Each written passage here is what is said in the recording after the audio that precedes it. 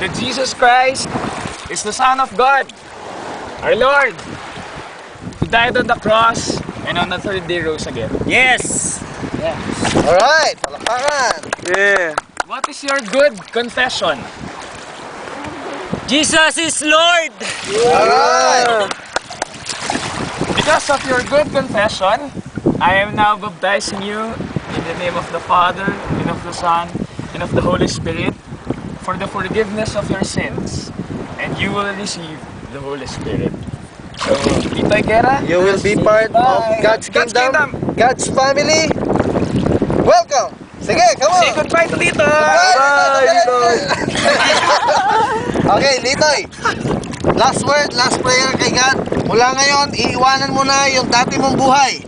Yung Litoy na nabuhay dito sa mundo for 21 years, 24 years na hindi minahal si God, ilulubog na sa tubig, mamamatay na yan. Pag ahon mo sa tubig, panibagong Litoy na. Yung Litoy na may Diyos. Yung Litoy na disciple ni Jesus. Amen! Wow, Come on, okay. Litoy! So, Yeah!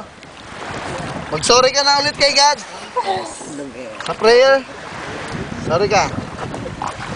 Father God, Jesus in heaven, iiwan ko na po yung sinful na katawan ko, Father God.